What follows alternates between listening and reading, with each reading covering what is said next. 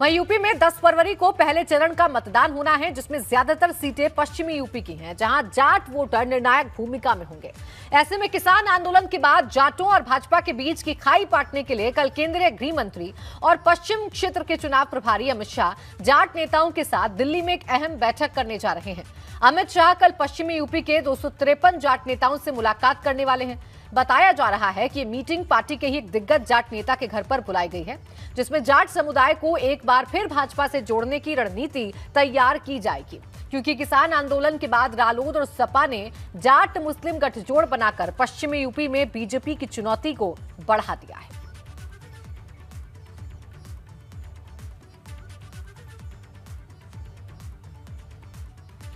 उत्तर प्रदेश विधानसभा चुनाव के प्रचार में अब तक पीछे नजर आ रही बहुजन समाज पार्टी अगले महीने से खुद बसपा के चुनाव अभियान को तेज करने के लिए मैदान में उतरने जा रही हैं। मायावती 2 फरवरी को आगरा में एक चुनावी रैली को संबोधित करने जा रही हैं। हालांकि मायावती की इस प्रस्तावित रैली का समय और कार्यक्रम स्थल अब तक तय नहीं हो पाया है, लेकिन पार्टी महासचिव सतीश चंद्र मिश्रा ने ट्वीट करके बताया है कि कोविड नियमों का पालन करते हुए बसपा की इस रैली का आयोजन किया जाएगा और जल्द ही बसपा की रैली की जगह और पूरे कार्यक्रम की जानकारी सबके सामने होगी। दरअसल अब तक मायावती चुनाव प्रचार को लेकर सक्रिय नहीं दिख रही थी, जिसे लेकर भाजपा और सपा बसपा पर तंज भी कस रहे थे। लेकिन अब खुद बसपा सुप्रीमो के मैदान में आने से यूपी का चुनावी तापमान बढ़ना तय है।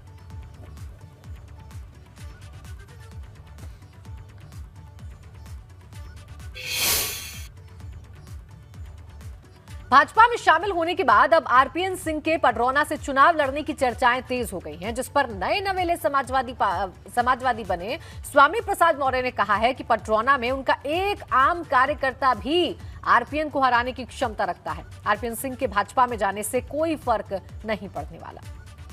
कांग्रेस छोड़कर आरपीएन सिंह आज बीजेपी ज्वाइन कर रहे हैं। हमारे साथ स्वामी प्रसाद मौर्य जी हैं। मौर्य जी, जिस तरीके से पडरौना से आप लड़ते रहे हैं, 2 बार विधायक वहां से रहे हैं, अब आरपीएन सिंह भी वहीं से आते हैं, वो भी पिछड़े समाज के नेता हैं, वो भी विधायक वहाँ रहे, उनके आने से कोई फर्क पड़ेगा? वहाँ भारतीय जनता पार्टी के बहुत से दावेदार थे, उस सारे दावेदार मिलकर के आरपीएन जी को निपटा देंगे, इसलिए हमारी आवश्यकता ही नहीं पड़ेगी। आरपीएन जी के आने से जिन लोगों का टिकट कटेगा वही सब मिलकर के आरपीएन जी को निपटाएंगे। आप तो वहीं से चुनाव लड़ेंगे, पडरौना से ही। हम कहाँ से लड़ेंगे, कहाँ से नहीं लड़ेंगे, ये राष्ट्रीय अध्यक्ष समाजवादी पार्टी की तय करेंगे। इसलिए हम जहां से भी लड़ेंगे ये तो तय करेंगे राष्ट्रीय अध्यक्ष जी, नहीं लड़ेंगे ये भी तय करेंगे।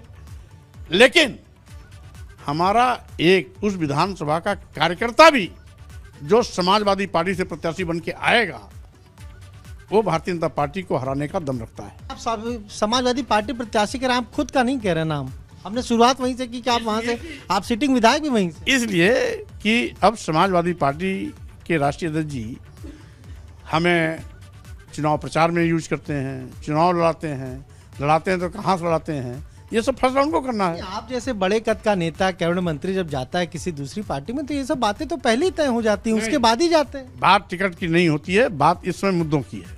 मैं बड़े काज को लेकर वहाँ गया हूँ, इसलिए हमको केवल एक लक्ष्य दिखाई पड़ रहा है, भारतीय जनता पार्टी को मटिया मेट करना, उत्तर प्रदेश से भगाना। तो आरपीएन सिंह के भाजपा में शामिल होने पर भाजपा के प्रदेश उपाध्यक्ष दयाशंकर सिंह ने कहा है कि आरपीएन सिंह बड़े नेता हैं, बहुत अनुभवी हैं। दयाशंकर सिंह ने कहा कि स्वामी प्रसाद मौर्य अपनी सीट पर जीत कर दिखाएं, जहां से विधायक और मंत्री बने थे। आज स्वामी प्रसाद भाग रहे, लड़ना नहीं चाहते। हमारे साथ में इस समय भाजपा के प्रदेश उपाध्यक्ष और ज्वाइनिंग कमेटी के सदस्य दयाशंकर सिंह जी है, उनसे बात करेंगे।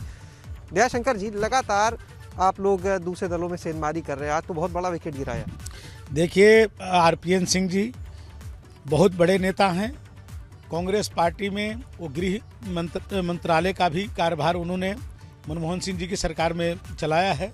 बहुत ही अनुभवी और हमारे विशेष करके पूर्वांचल में वो एक बहुत बड़ा नाम है। उनके आने से भारतीय जनता पार्टी निश्चित तौर पर बहुत मजबूत होगी। स्वामी प्रसाद मौर्य अभी भाजपा छोड़ के सपा में चले गए और उनका ये कहना है कि अगर आरपीएन सिंह पडरौना से चुनाव लड़ते हैं तो स्वामी प्रसाद का कहना उनका एक कार्यकर्ता भी हरा देगा आरपीएन सिंह। स्वामी प्रसाद मौर्य जी अपनी सीट पर लड़ लें और लड़ करके जीत करके दिखाएं। और मैं आज वो भाग रहे हैं, वो वहाँ से नहीं लड़ना चाहते हैं, इसलिए कार्यकर्ता की बात करते हैं। तो क्या आरपीएन सिंह को वहां से उतारने का या उनके किसी खास को उतारने की कोई तैयारी पार्टी की? नहीं, पहले ये तो पार्टी तय करती है हमारे यहाँ की कौन चुनाव लड़ेगा। ये थे हमारे साथ में दयाशंकर सिंह जी, जिनका साफ कहना है कि कहीं ना कहीं आरपीएन सिंह को भाजपा ने अपने साथ लाकर न सिर्फ कांग्रेस के लिए मुश्किल भरे हालात पैदा किए हैं, बल्कि अगर बात करें तो समाजवादी पार्टी के लिए भी मुश्किलों भरे हालात पैदा हुए हैं, क्योंकि स्वामी प्रसाद मौर्य भाजपा का दामन छोड़कर अब सपा में जा चुके हैं। तो ऐसे में कहीं ना कहीं एक बड़ी चोट की है भारतीय जनता पार्टी ने कांग्रेस पर भी और सपा पर भी। कैमरा सहयोगी हरिओम के साथ शैलेश अरोरा, एबीपी गंगा, लखनऊ। 2022 में नई सियासी पारी शुरू करने वाले आरपीएन सिंह ने भाजपा में शामिल होते ही योगी सरकार की जमकर तारीफ की। आज भाजपा की सदस्यता लेने के बाद आरपीएन सिंह ने यूपी पर सवाल उठाने वाले चर्चित भोजपुरी गीत यूपी में काबा का भी भोजपुरी में जवाब दे दिया। बीजेपी के कहां देखा था हुआ ये पूरा उत्तर प्रदेश के चुनाव में? बड़ा खुशी बल कि कोई तो भोजपुरी में हमसे सवाल पूछल। 300 पार बा भारतीय जनता पार्टी, अगर कुछ उत्तर प्रदेश में बा तो भारतीय जनता पार्टी बा। एक टीजर लगातार चला था कि यूपी में का बा। भारतीय जनता पार्टी के निर्माण बा, गुंडागर्दी और गुंडन के समाप्ति बा। बुझनी रहुरा, बुझनी ना कि अभी कुछ साल पहले मालूम रहल ना किस तरह के गुंडाई होत रहल, किस तरह के बदमाशी होत रहल, सब बंद हो गए बा ना, लोग के परेशानी बा। बुझनी, इसीलिए का बा, लाठी बा, डंडा बा, सोच रहा नहीं तो पुलिस और ठीक कर दी। आरपीएन और डबल इंजन के सरकार और योगी जी ठीक कर दिए। कानून, कॉन्स्टिट्यूशन, प्रेम से काम कर रहा और विकसित कर रहा उत्तर प्रदेश के। आरपी सिंह जैसा बड़का नेता अपने आप के बीजेपी में कहां देखा था वो उत्तर प्रदेश में?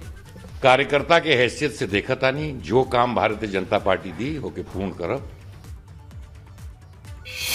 आपको बता दें, भारतीय जनता पार्टी ने भी यूपी में प्रत्याशियों की लिस्ट जारी की है। 8 उम्मीदवारों की लिस्ट यूपी भाजपा ने जारी कर दी है। बड़ी खबर इस वक्त आपको बता रहे हैं, एक और लिस्ट यूपी भाजपा की आ गई है।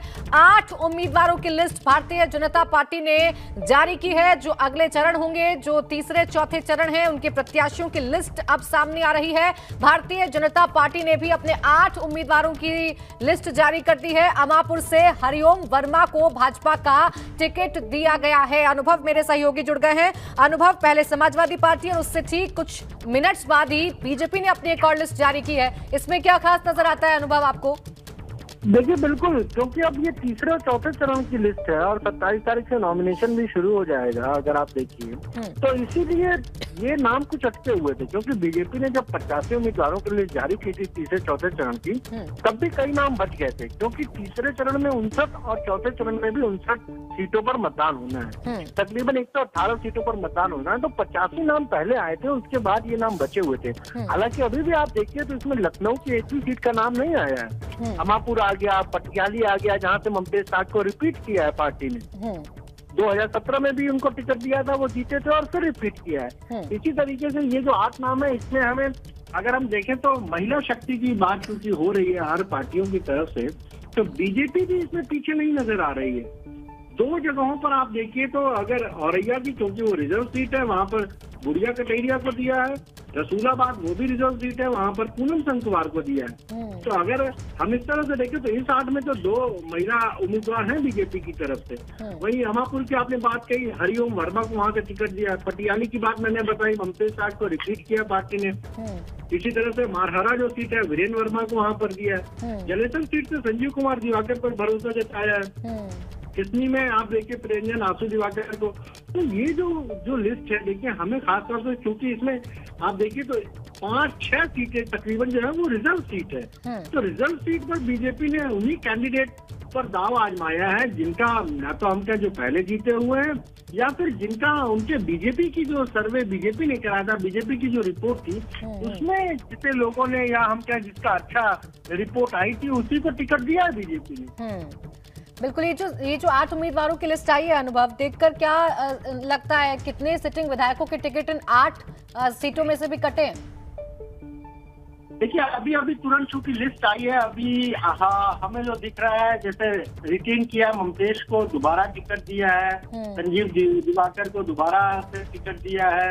हालांकि ये जरूर है कि औरैया और रसूलाबाद की अगर आप बात करिए तो वहाँ पर शायद कुछ अमापुर की बात करिए तो वहाँ पर हरिओम वर्मा को टिकट दिया है। तो बीजेपी ने ज्यादातर जगहों पर तो रिसीव ही किया है कैंडिडेट को, पर अभी थोड़ा सा इसको और देखना पड़ेगा कि इन 8 में से कहीं किसी की सीट को बदला तो नहीं है, कहीं किसी को एक जगह हटा के दूसरी जगह तो नहीं किया है, पर 2 महिला उम्मीदवार हमें जरूर इस लिस्ट में अभी दिखाई दे रही। बिल्कुल, देखिए महिला उम्मीदवार, क्योंकि लगातार महिला शक्ति की बात हर एक पार्टी की तरफ से उठाई जा रही है और इन समीकरणों को साधने की कोशिश बीजेपी ने भी की है। शुक्रिया आपका अनुभव, तमाम जानकारी के लिए। और अब बात आज के सवाल की। यूपी चुनाव के पहले चरण से पहले कांग्रेस को झटका लगा है। पूर्व केंद्रीय मंत्री और कांग्रेस नेता आरपीएन सिंह ने आज भाजपा ज्वाइन कर लिया है और इसी पर हमारा आज का सवाल था। आरपीएन सिंह के भाजपा में शामिल होने से बीजेपी में पूर्वांचल का गढ़ कितना मजबूत होगा, ये सवाल था। और आज के हमारे सवाल पर सैकड़ों दर्शकों ने ऐप पर अपनी राय दी। विवेक सिंह नाम के एक यूजर का कहना है कि पूर्वांचल सहित पूरे यूपी में इसका असर देखने को मिलेगा।